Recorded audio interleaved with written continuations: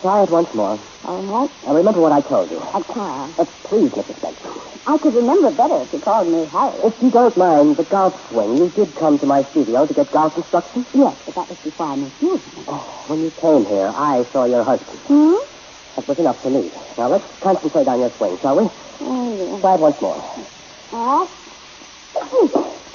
How was that? Terrible. You looked up. I think I could do it better if you stood in back of me and sort of guided my arms. All right, Mrs. Benson. Sorry, honey. Let's try the swing. Mm-hmm. Left arm straight.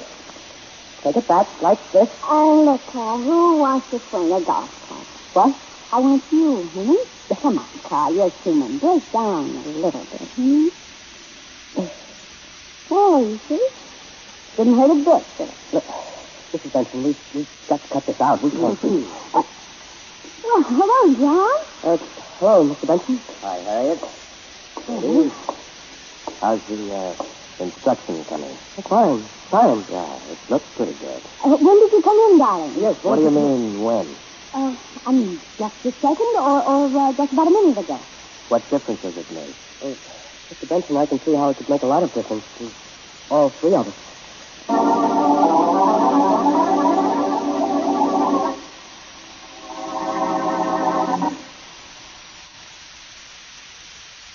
And now on to Dick Calmer as Boston Blackie.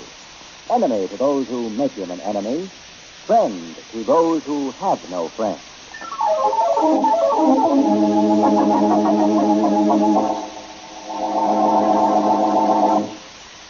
Take it. Don't be calling up with those stupid questions.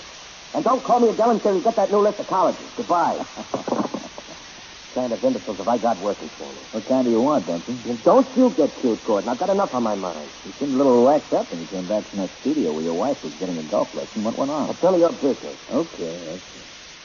Let's get to something that is my business. All right. The list for Saturday. Are they ready? Yeah, here. 10 colleges, all cut. Have this list printed up. Okay. Only, about your wife. You know, if it was my wife, I'd have to... You shut up and get out of here. Okay. I'll get the list printed up. Now, wait a minute. Well, Take a look at the list. let's see. What do you think? Yeah, looks okay to me. You'll clear 20 grand on this list easy. Mm-hmm. I'll go wreck you down to the press. Hold it. Go on. It's a little errand you're going to do for me. What's that? On your way downtown, I want you to stop and see my wife's golf instructor. Here's his name and address. Well, what am I supposed to do there? Take a lesson? Kid. I want you to give him one.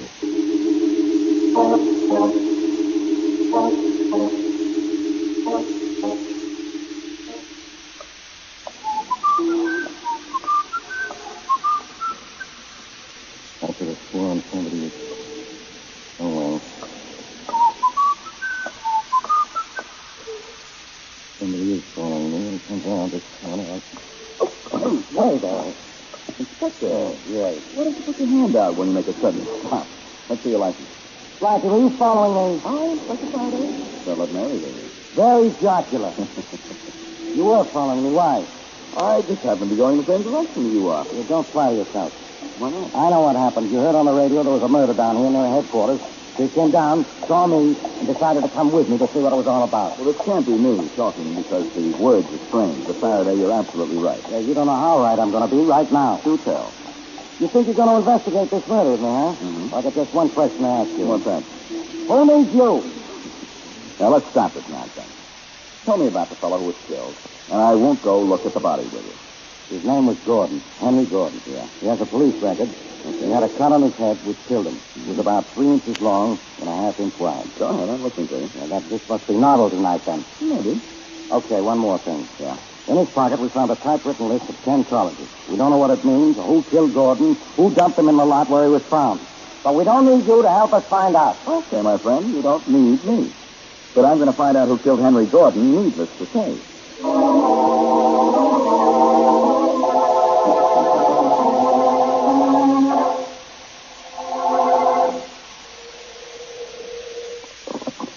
Yes? This is Carl Grady. Oh, hello, honey. Did you hear about it, Mrs. Benson? About what? The body of the man they found killed in a vacant lot next to my golf studio. Huh? A man named Henry Gordon. Yes, I heard it on the radio. What are you so excited about? Look, Mrs. Benson. Harriet, honey. Oh, all right, Harriet. I'm not in my studio. I've seen the man who was killed. Mm. And you know who I saw with him. Uh-huh. My husband. Yes. Henry Gordon works for my husband, and he came with us when you gave me my first lesson weeks ago. Your husband sent him to kill me. And you killed him? Don't talk like that. That's what the police are going to think. Now, take it easy, honey. Take it easy. They won't prove anything if you didn't kill Gordon. Listen, your husband saw you kissing me. He must have seen it. He sent Gordon to kill me. If the police don't get me for killing Gordon, your husband will still try. You know that. Oh, I wouldn't say that, honey. I have a little influence over him. Now, you just be nice to me, and I'll see that he forgets he's angry at you.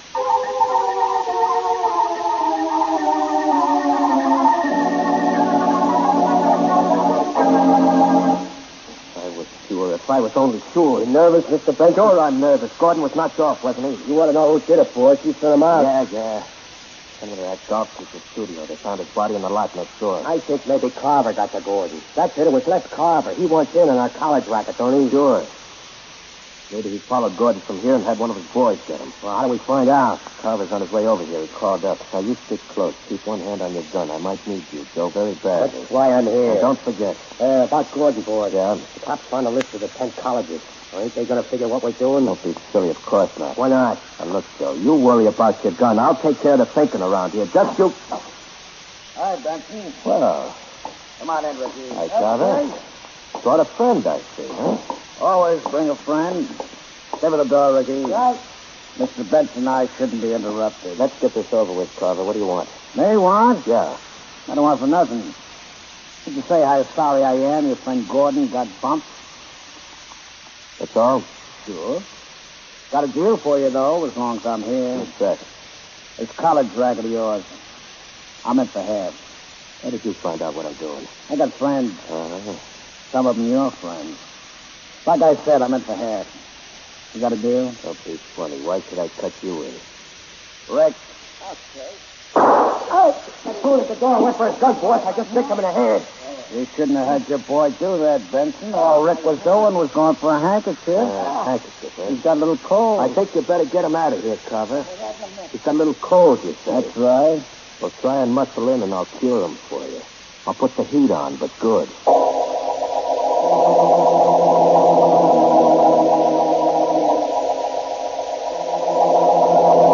Let me see if I understand this, Blackie. Go ahead, Mary. Well, I've explained it, so if you understand it, explain it to me. a man was killed, a man named Henry Gordon. He'd been hit on the head by some kind of instrument that made a cut 3 inches long and a half inch wide. Correct.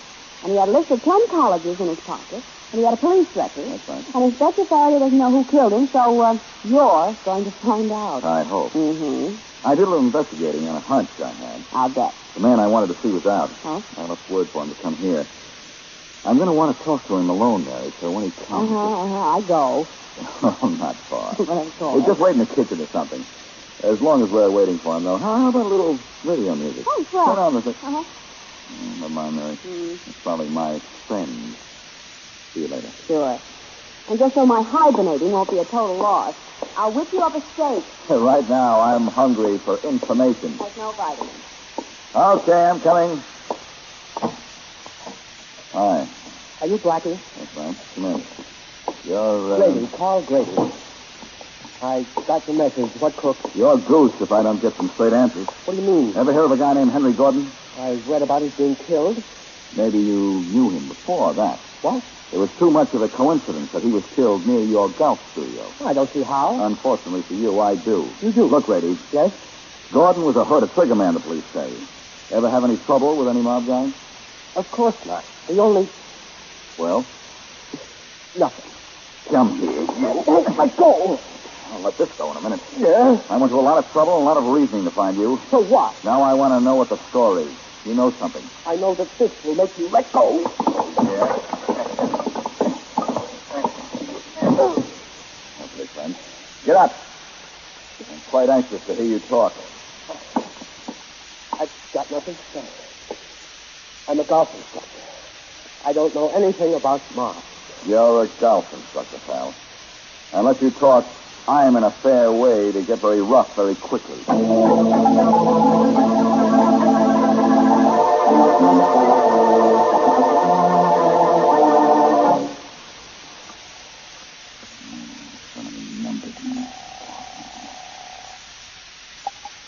Homicide, Faraday. This is Blackie, Inspector. Yeah, I'm through. Wait a minute, will you? I'm in a golf studio next to the lot where Henry Gordon's body was found. You are? Yeah. What are you doing, having a tea? Oh. Hey, that's pretty good, I think. It isn't, and you don't. Who told Faraday, you? this studio belongs to a fellow named Carl Grady. And there are bloodstains on the floor. Yeah? I think it might be that Gordon was killed right here. Put that Now, phone down. What? You what, Blackie? Come on, talk. Put down the phone or I'll shoot, Blackie. Hey, are you there or not? Put it down and don't turn around. Blackie, are you going to stop? Okay, mystery lady. The phone is down. Now what? Now can I turn around? All right, turn around and look at me. I'm the last person you're ever going to see because I'm going to kill you.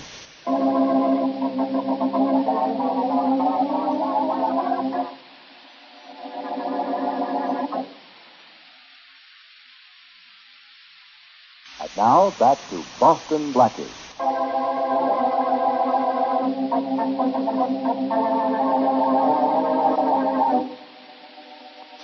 Golf instructor Carl Grady has incurred the enmity of John Benson, a racketeer, who sends a henchman to kill Grady.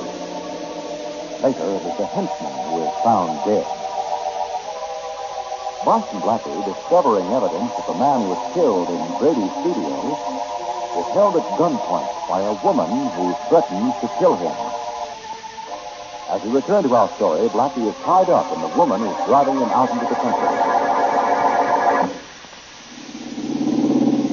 How rural do we get before you kill me, miss whatever your name is? My name doesn't matter. So? Let's say this ride is to stop you from getting Carl Grady in a jam. I see. And I think this is far enough out in the country. Don't you, Blackie? Oh, I'm in no hurry to do anything but stop you from what you're in a hurry to do. You can't, though, with your hands tied. The funny thing is, they aren't tied. What? See? How did you get them? Never mind about that. Let me show you what I'm going to do about this. Now, you stop it right. Blackie, let go of that wheel. We'll run off the road. Yes, and right into these trees. No, Blackie, stop it.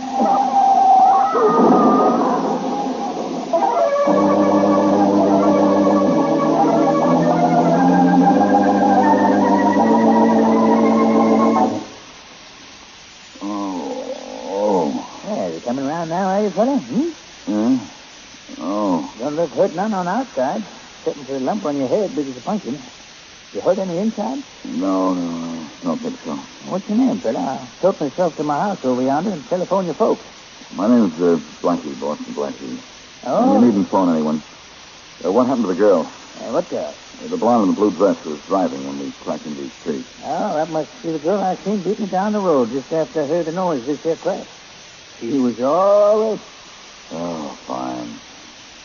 Since he wasn't even hurt? Sure didn't look hurt none. The fact is, sure looked to me like Killadilla. My friend, you are exactly half correct.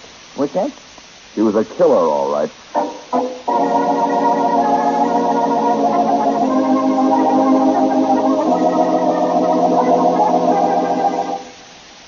What about the stain you found on the floor at Grady's studio, Callahan? We think it's blood, Inspector Faraday, but we're not sure yet. He and analyze now. Good. Now, what about Blackie? He wasn't there when we got to the studio, Inspector. And he didn't show up while we were there. But the fella Grady did, and we're holding him. That's good. I'm glad you are. You want a question, no? No, I'll get to him later. Right, sir. Right now, I'm worried about Blackie. He hung up on me when he was talking to me from Grady's place. Oh, yes? I think he's run into trouble. Was he knocked out while he was talking to you? No, I said he hung up. Oh, yes. Without any reason or explanation. Just hung up right in the middle of a sentence. And I have an idea he's in the middle of a mess.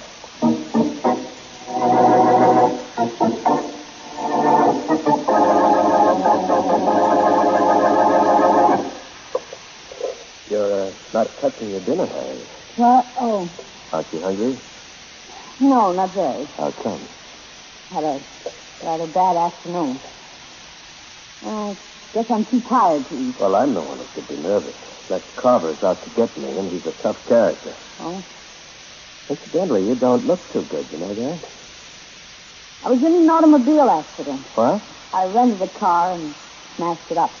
Oh, was Carl hurt? He wasn't with me, and don't get...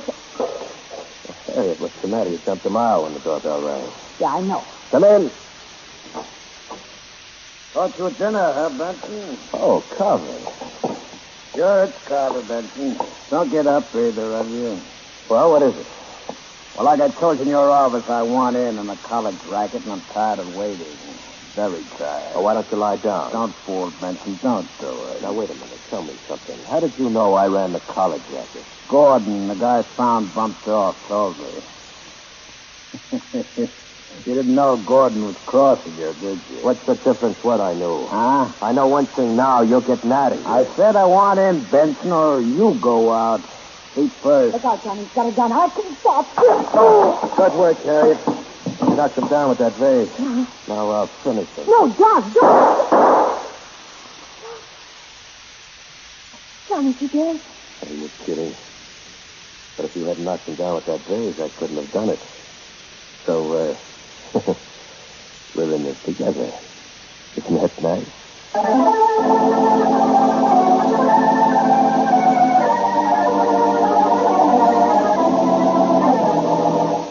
Grady, after Blackie's call from your studio, we picked you up, and you're going to stay here at headquarters until you forget how to play golf. You don't tell me what you know about the Gordon killing. I told you all I know, Inspector Faraday. You've told me nothing. That's all I know. I heard the guards talking about another killing tonight, a man named Les Carver. I suppose you think I killed him. Who knows? I'm interested in one murder at a time. Well, I had... Look, you're on a spot. But... Your golf studio was right next to the lot where we found Gordon. That mark on Gordon's head could have been made by a golf club. Blackie figured that, and he also found blood stains in your studio. I don't know. Hello, Barney. Oh, Blackie, what was the idea of hanging up that phone on me? I'll tell you that later. And also tell you about a beautiful blonde who tried to kill me. Yeah, well, I'll give her a medal for trying anyway. Oh, you will. What do you know about the Gordon killing? It was strictly a racket job, Inspector. So was the Carver murder. Les Carver and a guy named Benson didn't like each other, you know. I know that, but what was their racket? Well, I can guess. Remember the list of colleges you found in Gordon's pocket? Yeah. Well, that's it, Inspector.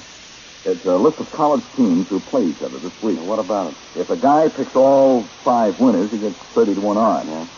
Miss one, and he loses his bet.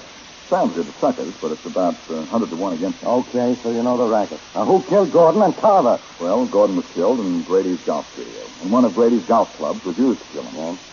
So let me question Grady. Look, I'm questioning him. Now, don't bother me. Only one question, Faraday. Grady. Yes, A blonde woman with dark blue eyes held me up at your studio and later was going to kill me. Who is she? I'm sorry, Blackie, but I don't have any idea. All I know is I'm being framed, and if I ever get out of here, I'll attend to whoever is responsible. Why don't you let him go, Faraday? Grady's game is golf. It's very apparent he isn't even going to play ball.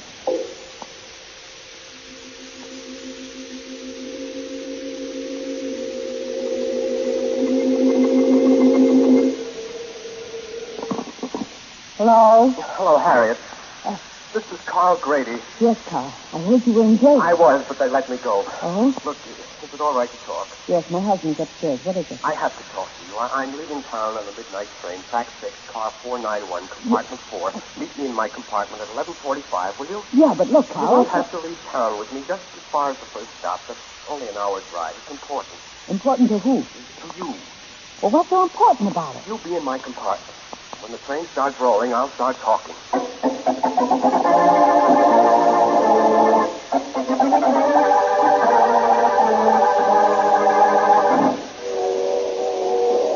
Well, Carl, I'm here. Uh-huh. What's this all about? I can tell you now, Harriet. I think that fellow Gordon was killed in my studio by you. By me? Yes. Why would I kill him? I'll tell you why. You found him in my studio. Knew he was waiting to kill me. So you hit him with a golf club. Then dragged him outside to the lot where he was found. Oh, you're crazy. No. Yes, you are. Then when Blackie found the bloodstains, you thought I'd be trapped, so you tried to kill him. What? He must love me enough to leave town with me. Carl. Wait. Who is it? Conductor, ticket, please. Oh, sure. Wait, I'll unlock the door. Here we are. Thanks, Grady. Now, both of you get this down. Now, John. Look, Mr. Benson, your wife was just going as far as... My Yes, wife darling. and you have both gone as far as you're going, Grady.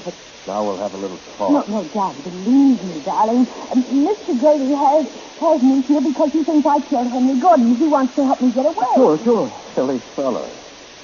Doesn't he know I killed Gordon myself? You killed him in my studio? Sit down, Grady. I'm not ready to kill you yet, but I'll do it if you move. John, you killed Gordon why? You heard what Carver said before we killed him, that he feared Gordon was double-crossing. Well, I knew that, too. Well, what did you have to make it look as if I killed him? First, I wanted to get rid of you, too, Grady. What? Or at least cause you a lot of trouble for making love to my wife. So I followed him to your studio and killed him with one of your golf clubs. Well, and then I dragged him outside. I knew the cops had grabbed you right away. Well, that's what the story is. John, listen to me, Nick. Honey, I don't care about Gordon. I don't care about Carl. It's always me. Shut up, will you? Look at me. I know what I saw in Grady's studio and what I see here, and I'm going to do something about both of you right now. I can handle you and your gun. That's what you'll say. And I'll finish him the way I finished Carver. No, John, And then, no. Harriet, I go to work on you. Harriet. Harriet. If you'd dropped that gun, Benson, instead of trying to shoot it, you wouldn't have killed your wife. Come in, Faraday. We have Benson for another murder in addition to the two we heard him brag about. All right, Benson, behave yourself. Now, let's get going. Hey, Faraday. It's as if our golfer friend is coming out of it. Yeah, he'll be all right. Blackie, we followed this Grady character after you talked me into letting him out of jail. I wonder how this Benson guy got here. Oh, I imagined he'd follow his wife if she went out. Inasmuch as he never did trust her, right, Benson? Sure, it's right. I followed her here, knew she was going to leave town with Grady, and I was going to kill them both. Well, Benson, Huh? looks like your killing career is over. And so is your racket activity. Sure is. You won't be handling any more bets on college games. You can say that again, Blackie. Not right now. Yeah. Faraday, you see to it that Benson here doesn't fool with colleges anymore. You can bet on it. That he switches from the seat of learning to an entirely different kind of chair.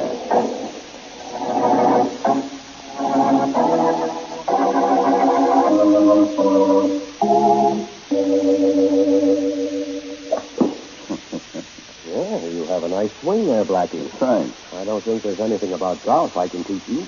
You might teach me how to keep from freezing up with a water hazard ahead of me, Grady. Oh, that's easy. Play a course that doesn't have any water on it. Let's see that swing of yours again. Okay. Oh. You know, Blackie, I think you could teach me a few things about golf. Well, I hope I've taught you a few things, Grady. Such as not protecting people who don't deserve it, Yes, you have. especially killers. But Mrs. Benson didn't kill Gordon. I know. I merely thought so, and I thought she did it to protect me. I was just trying to return the favor. Yes, and what were the thanks you got for it? Exactly. A couple of bullets that might not have missed. If Benson were as good a shot as you are a golfer, you'd be dead. Well, I don't intend to get mixed up again with people like the Bensons. From now on, I'll stick to golf. Do that, Grady. Because murder is out of bounds. And it doesn't cost you a stroke. It generally costs you your life.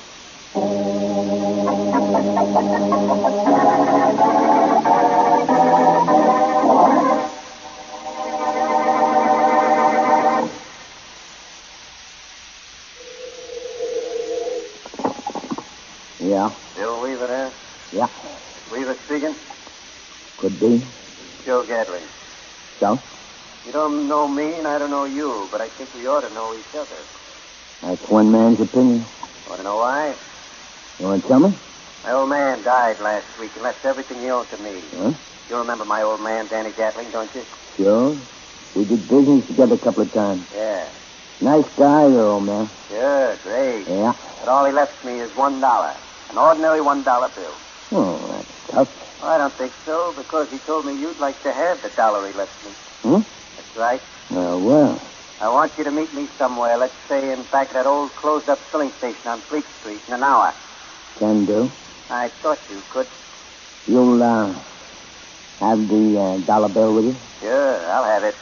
Now sell it to you, Weaver, for $50,000.